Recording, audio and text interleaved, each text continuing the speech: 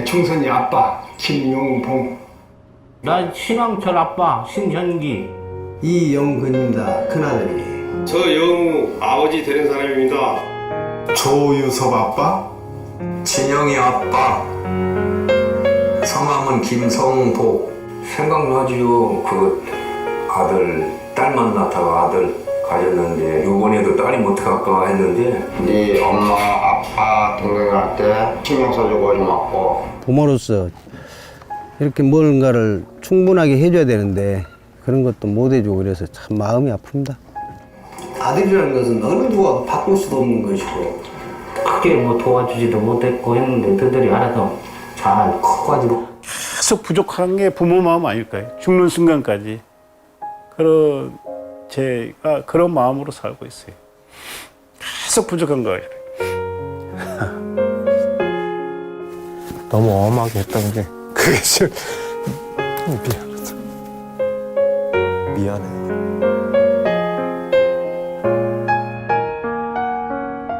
항상 내가 부족하고 항상 미안해요. 걔한테는. 미안하다 참 모든 것이 부족하고 못 가르치고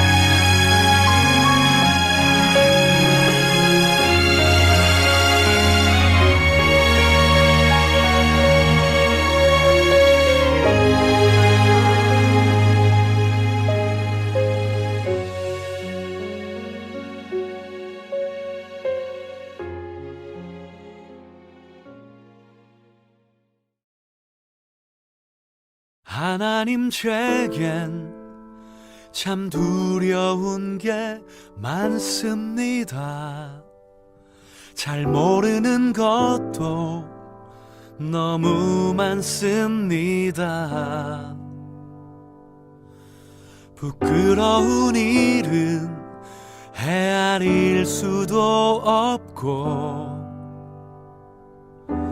지치고 힘든 때에도 그때도 의연한 척해야 할 때도 있습니다.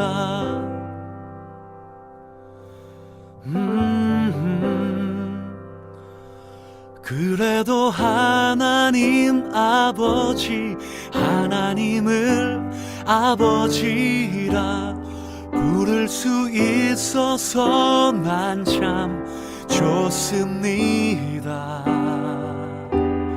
오 나의 하나님 아버지 하나님을 아버지라 부를 수 있어서 난 참 다행입니다. 오 나의 하나님 아버지 하나님을 아버지라 부를 수 있어서 난 참 좋습니다.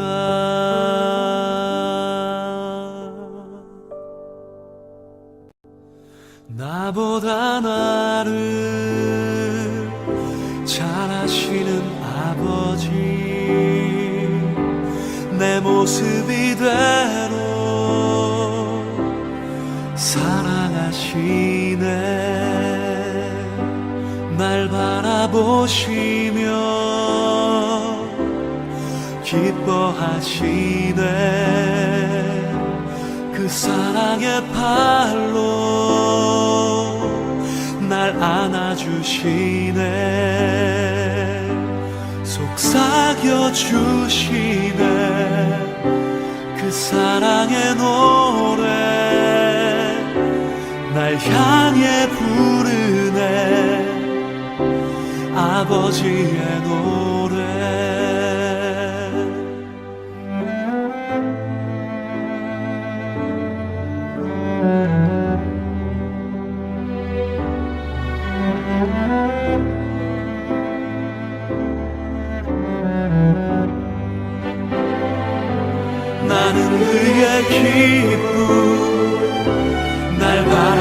하시며 기쁨에 겨워 노래하시네 속삭여 주시네 그 사랑의 노래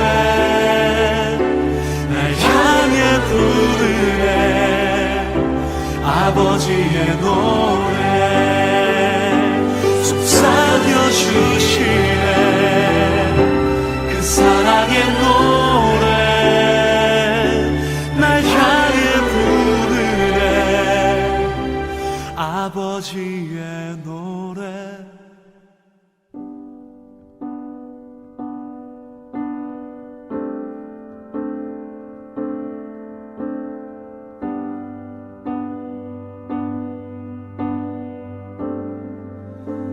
너는 나의 기쁨 아버지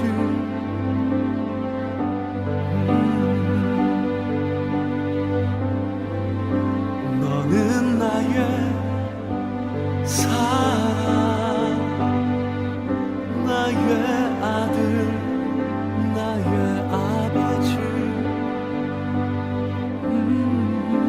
너는 나의 노래 라라라라라 라라라라라 아버지 그 무엇과도 널 바꿀 수 없네 아버지 나의 사랑 아바 나의 기쁨 사랑합니다 우후 하나님을 아버지라 부를 수 있어서 난 참 좋습니다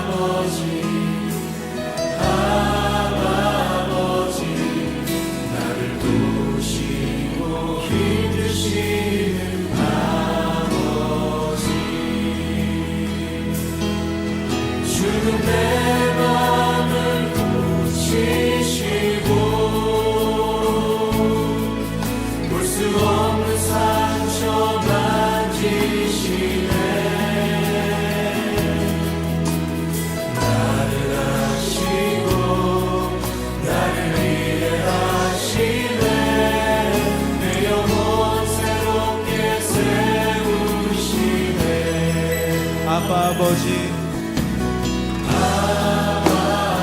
나의 영혼을 지키게 부탁드립니다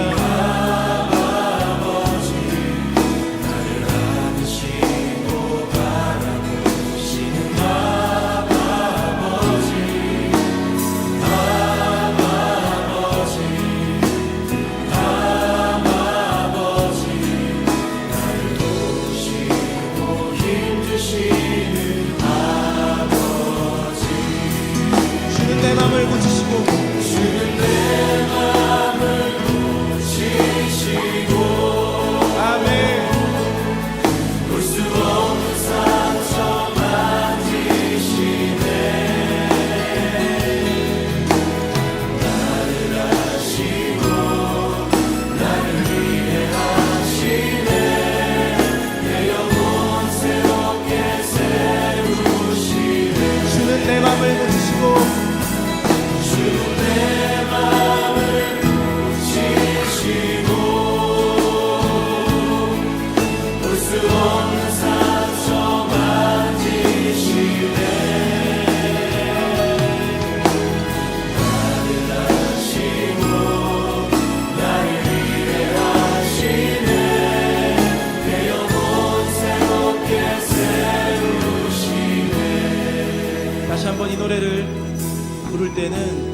옆에 있는 분과 함께 불렀으면 합니다.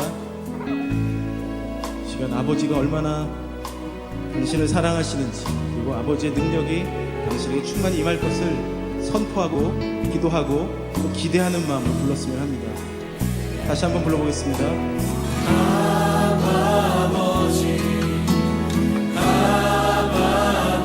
너를 안으시고 바라보시는 아버지, 자리에서 다 함께 일어나시고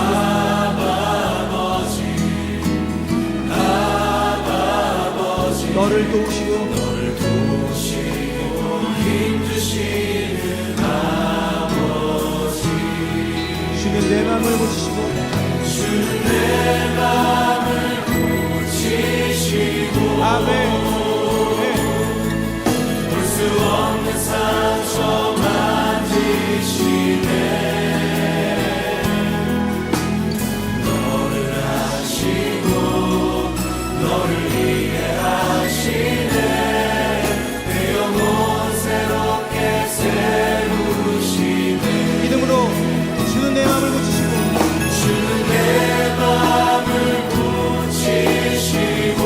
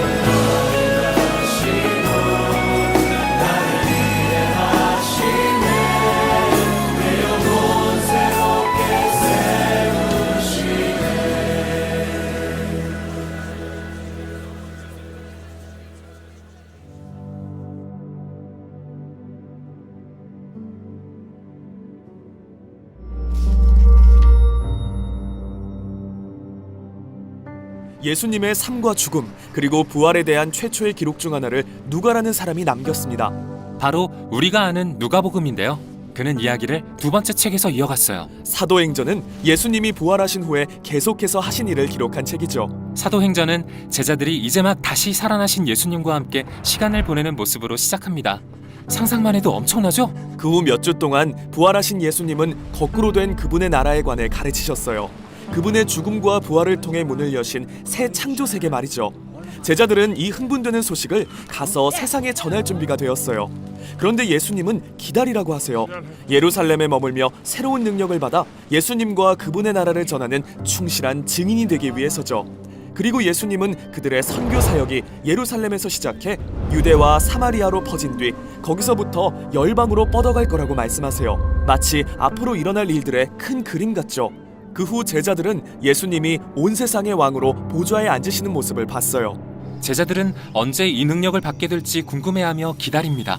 그러다 오순절이 됩니다. 오순절은 초여름에 행해지는 고대 이스라엘의 절기로서 수많은 유대인 순례자들이 전 세계에서 예루살렘으로 모여들었어요. 그래서 성 안에는 온갖 다양한 언어와 문화가 뒤섞였죠. 제자들은 한 집에 모여 있습니다. 그런데 갑자기 세찬 바람이 불과 함께 불어와 방을 채웁니다. 불은 혀 같은 불꽃으로 갈라져 제자들의 머리 위를 맴돕니다. 대체 이게 뭐죠? 누가는 지금 구약에서 반복되는 주제를 차용하고 있는데요. 시내산에서 이와 비슷하게 하나님의 임재가 나타나셨을 때 그분은 이스라엘과 언약을 맺고 십계명을 주셨죠. 그 후 하나님이 그들 가운데 오셔서 거하셨을 땐 그분의 영광이 불기둥이 되어 성막을 가득 채웠고요. 근데 그건 여럿이 아니라 하나의 불기둥이었잖아요. 그렇죠. 누가가 주목하는 게 바로 그거예요. 그때는 하나님의 임재, 즉 이스라엘 선지자들이 예언했던 하나님의 영이 성전에 거하셨다면 이제는 새 성전에 들어와 사시는 거죠. 예수님의 몸된 그분의 백성 안에요.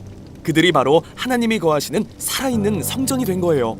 그들이 예수님에 관해 이야기하기 시작하자 입에서 그들이 모르는 언어들이 튀어나옵니다. 하지만 거기 모인 사람들은 다 알아들어요. 대체 무슨 일이죠? 네, 베드로가 일어나 이게 성경에 적힌 이스라엘의 소망이 성취된 거라고 설명합니다.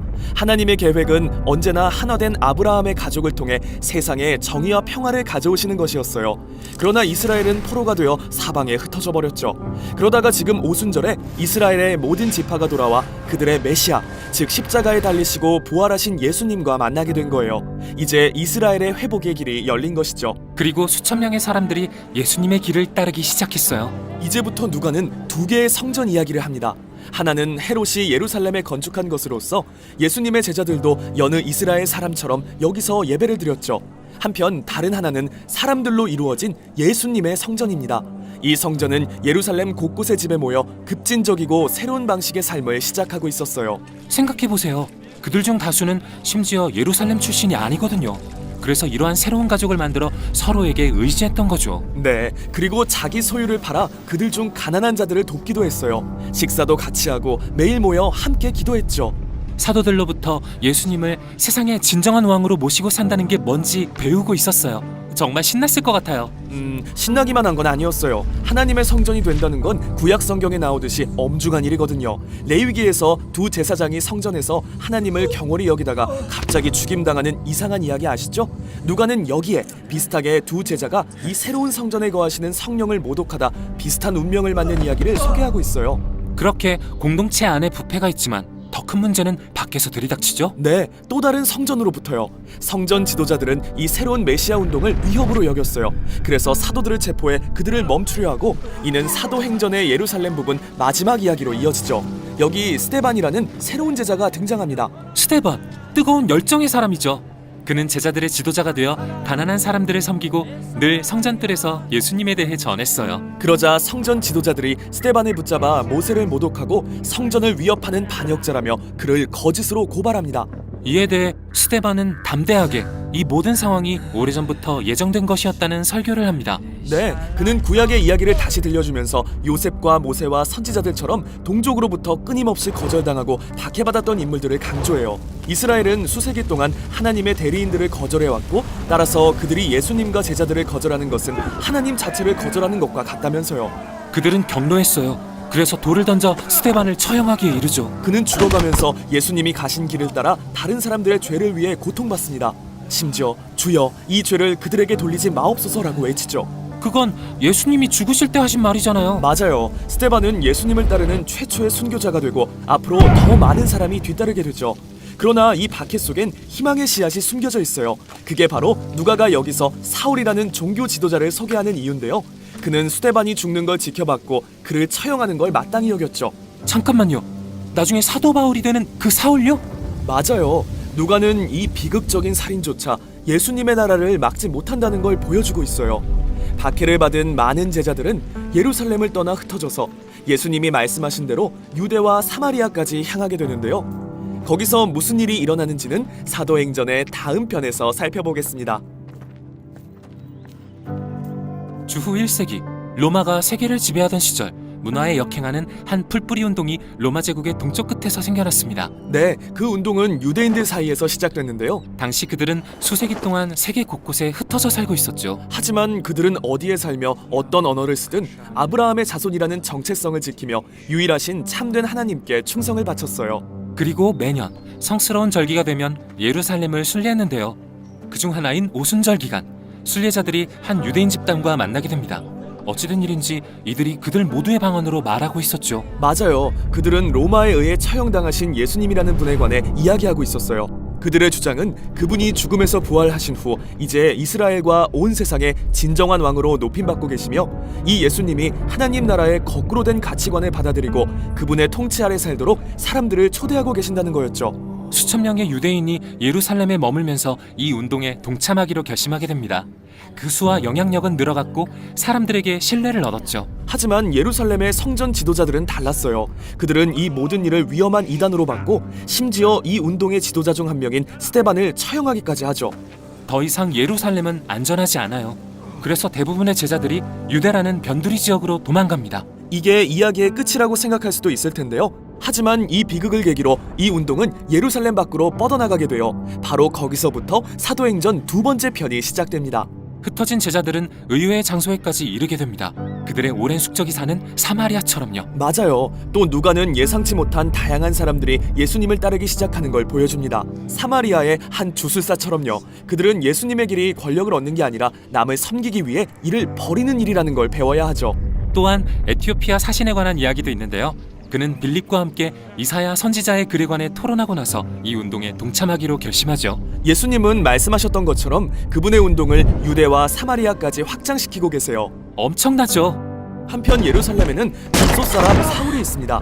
그는 이 새로운 운동을 반대하는 유대교 지도자로서 어디든 예수님을 따르는 자들이 있는 곳에 찾아가 그들을 체포했죠. 잔인한 사람이네요. 하지만 그의 관점에서 생각해보세요. 과거에 이스라엘은 다른 신들을 섬기고 거짓 선지자들을 믿다가 결국 멸망을 겪었거든요. 그래서 그는 이 사람들을 제거함으로써 자신이 이스라엘과 하나님의 명예를 지키고 있다고 믿었던 거예요. 그 후 사울은 이 운동이 북쪽의 다메섹까지 퍼졌다는 소식을 듣습니다. 그래서 예수님을 따르는 사람들을 더 찾아내 체포하려고 나서죠. 그곳으로 가던 길에 사울은 갑자기 부활하신 예수님과 직접 만나게 되는데요. 예수님이 사울에게 왜 나를 대적하느냐고 물으시죠. 그리고 나서 예수님은 그를 이스라엘과 열방을 위한 그분의 대사로 임명하세요. 사울은 너무 놀라서 말을 잃죠. 결국 다메섹에 도착한 사울은 이제 그가 공격했던 예수님에 관한 기쁜 소식을 선포하고 있습니다. 누구도 예상하지 못한 일이었죠. 정말요. 그 다음에 일어난 일도 마찬가지예요. 가이사레라는 항구 도시에 고넬료라는 로마의 백부장이 있었는데요. 그는 로마의 점령에 대해 유대인들이 싫어하던 모든 걸 상징하는 인물이었죠. 그런데 한 천사가 그에게 나타나 그에게 베드로라고 하는 사람을 초청하라고 말합니다. 그렇게 도착한 베드로는 고넬료가 그의 친구들 및 가족과 다 함께 모여있는 걸 발견합니다. 이건 사실 있을 수 없는 일이에요. 유대인들은 종교적인 부정함을 피하기 위해 이방인의 집에는 안 들어가거든요. 그래서 베드로는 어떻게 하죠? 사실 베드로는 이 일 직전에 한 환상을 봤어요. 하나님이 그분의 백성에게 먹지 말라고 하신 온갖 동물들을 보여주시더니 그것들을 먹으라고 하시는 거예요. 베드로는 충격을 받고 이렇게 말하죠. 저는 부정한 것은 한 번도 먹은 일이 없습니다. 하나님이 응답하시길 내가 깨끗하게 한 것을 부정하다고 하지 말아라. 그리고 환상은 그렇게 끝나요. 그래서 베드로가 식습관을 바꾸나요? 아니요. 그는 이스라엘 사람으로서 평생 유대 음식법을 존중해 온 걸요. 그 환상은 지금 이 순간 부정한 이방인들 사이에 서 있는 베드로를 준비시키기 위한 거였어요. 그는 하나님이 이 사람들도 아브라함의 가족이라고 선언하고 계신다는 걸 깨닫습니다. 그래서 그들과 머물며 예수님을 전하기로 결심하죠. 그때 성령이 마치 오순절 때처럼 나타나세요. 그러나 이번에는 로마 백부장과 그의 이방인 가족을 위해서였죠. 이 운동은 폭발적으로 번져갑니다. 이제 예루살렘으로 돌아온 베드로는 다른 사도들에게 무슨 일이 일어났는지 이야기해줍니다. 그리고 그들에게 훨씬 더 많은 이방인이 예수님을 따르고 있다는 소식이 들려옵니다. 북쪽의 큰 무역도시인 안디옥에서요. 그래서 이를 확인하기 위해 바나바라는 사람을 파송하죠. 안디옥에 간 바나바는 예수운동이 활기차게 전개되고 있으며 전 세계에서 모인 사람들로 구성돼 있다는 것을 발견해요. 그래서 사울을 데려와 안디옥에서 1년간 동역하게 되죠. 두 사람은 이곳 사람들을 가르치고 함께 생활하면서 이 운동이 성장하는 걸 목격합니다. 안디옥 교회는 최초의 국제적인 예수 공동체가 됐어요. 그리고 여기서 최초로 예수님을 따르는 자들을 크리스천, 즉 그리스도인이라고 부르게 되죠. 이렇게 예수님의 길은 예루살렘의 유대 메시아 집단에서 다민족 운동으로 변해 전 세계로 퍼져나갔습니다. 그들은 같은 믿음을 가졌고 그 중심에는 모든 민족의 왕이시며 십자가에 달리신 예수님에 관한 기쁜 소식이 있었죠. 하지만 주변의 로마인들은 그들이 전하는 바와 새로운 삶의 방식을 이해하지 못하고 심지어 위협으로 여겼어요. 그로 인한 갈등에 대해서는 다음 편에서 살펴보겠습니다. 이 운동은 세계로 또는 예수님의 말씀대로 땅끝까지 뻗어나갑니다. 주후 1세기 대다수의 지중해 연안 사람들은 로마 제국이 지배하는 도시들에 밀집해 살았어요. 이들 도시에는 다양한 문화와 민족 그리고 종교가 혼재했죠. 그래서 온갖 종류의 신에게 제사를 지내는 갖가지 신전이 있었고 사람들은 각자 다양한 신들에게 충성을 바쳤어요. 그러나 어느 도시에서든 자신들의 신 외에는 다른 어떤 신도 숭배하지 않는 소수민족이 있었어요. 이스라엘 사람들, 즉 유대인인데요.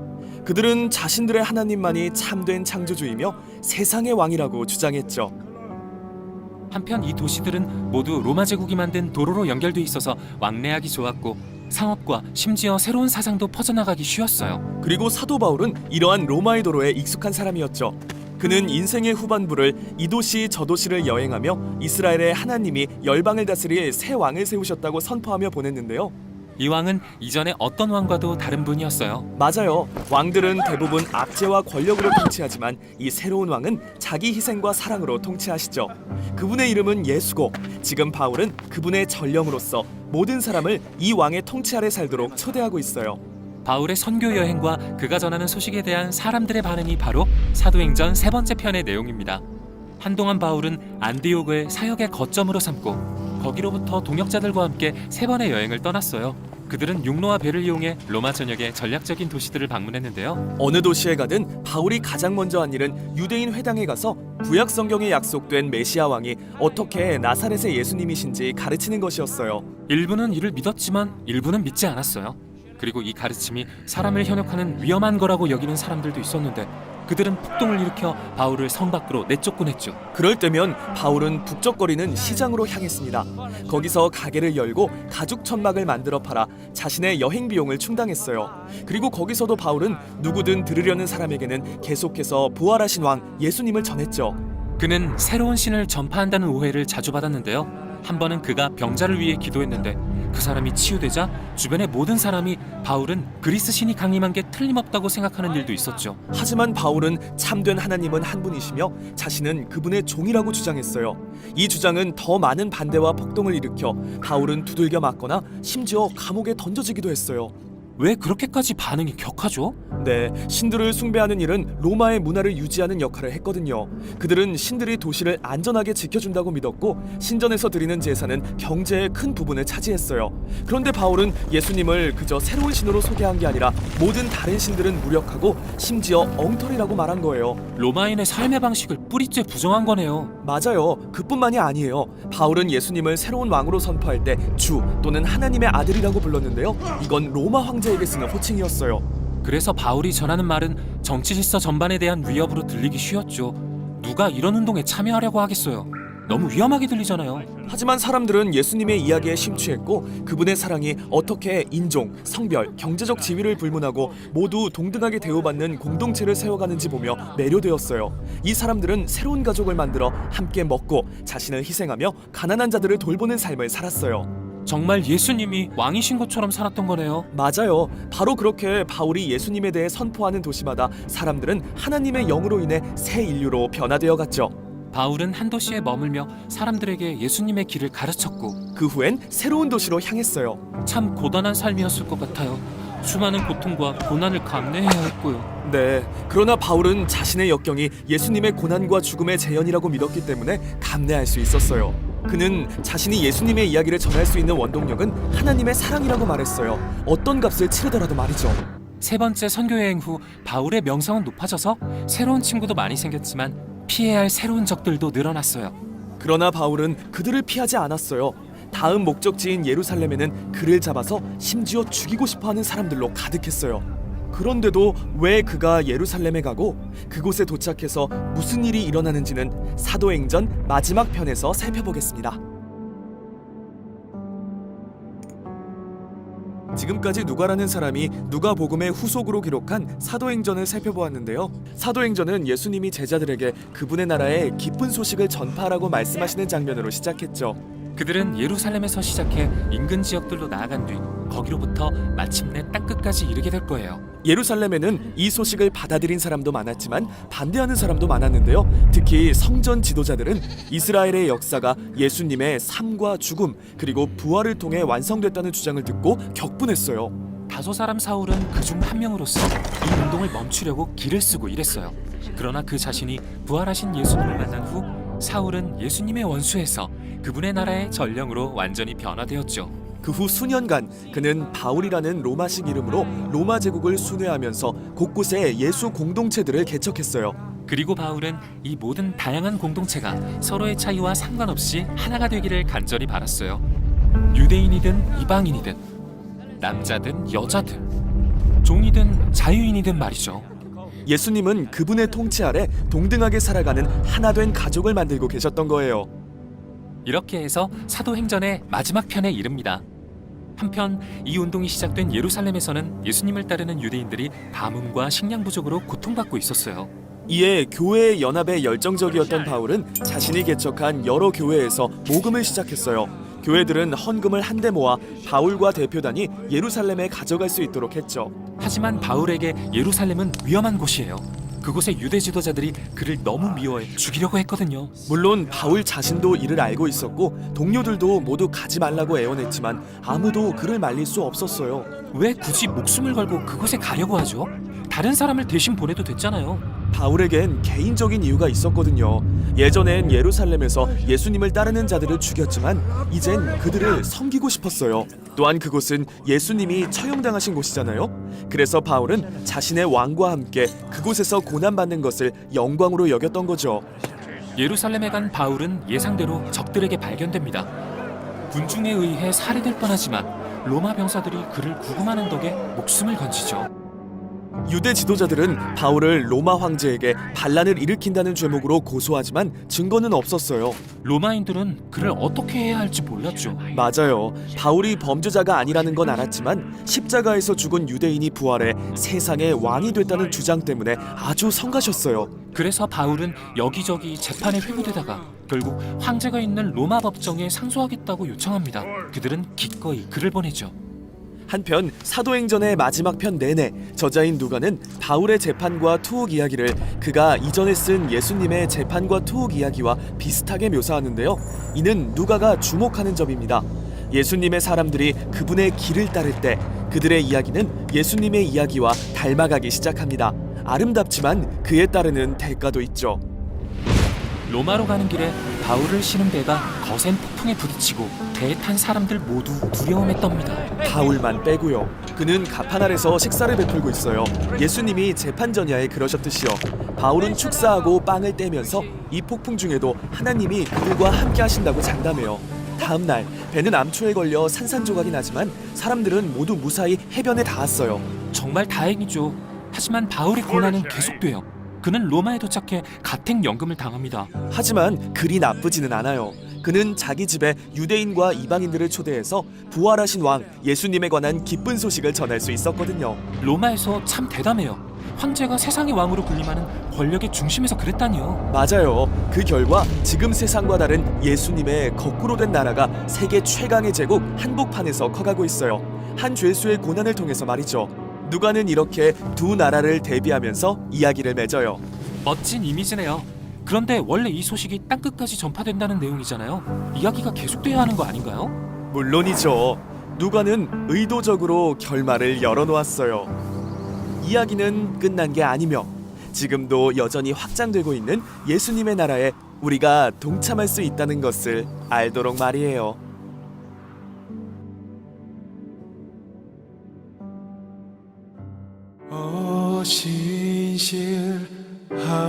신실하신 주 내 아버지여 늘 함께 계시니 두려움 없네 그 사랑 편찮고 날 지키시며 어제나 오늘이 한결같네 오 신실하신 주 오 신실하신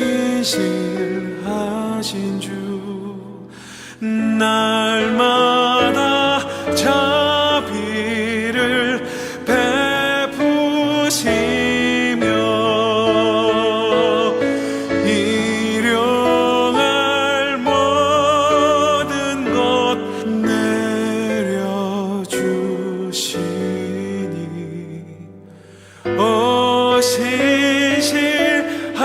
신실하신 주 나의 구주 봄철과 또 여름 봄철과 또 여름 가을과 겨울 해와 달 별들도 다 주의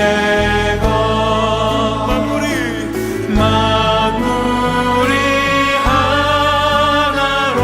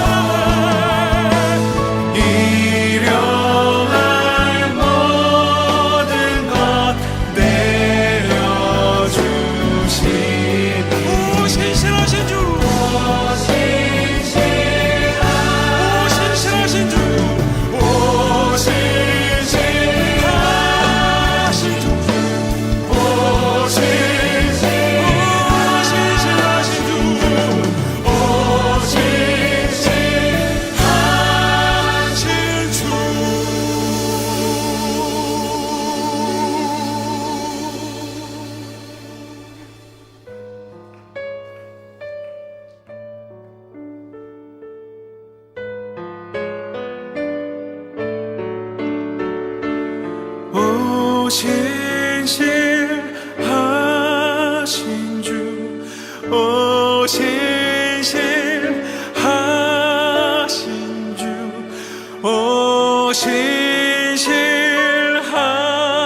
신실하신 주 나의 구주.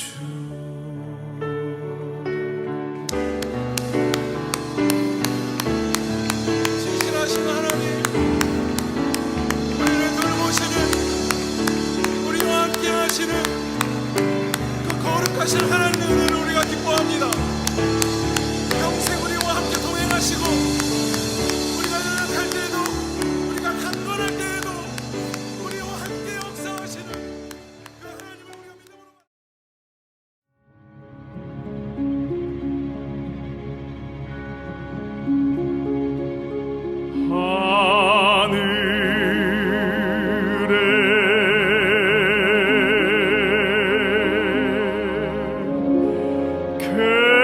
계신 아버지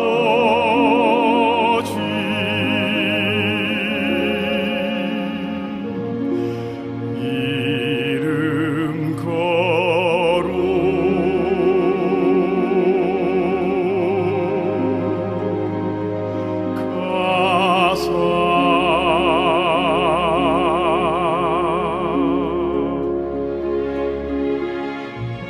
주님 나라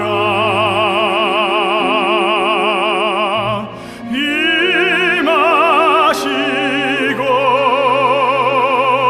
뜻이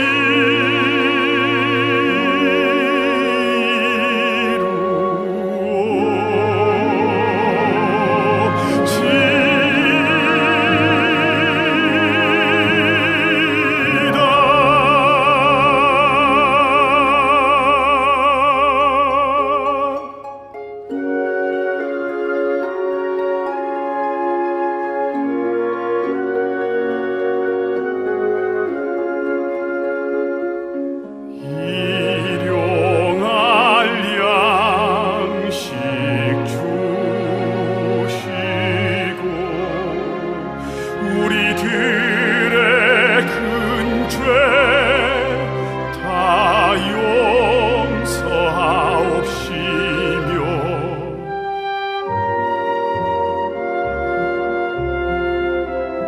또 시험에 들게 마시고 다만 악에서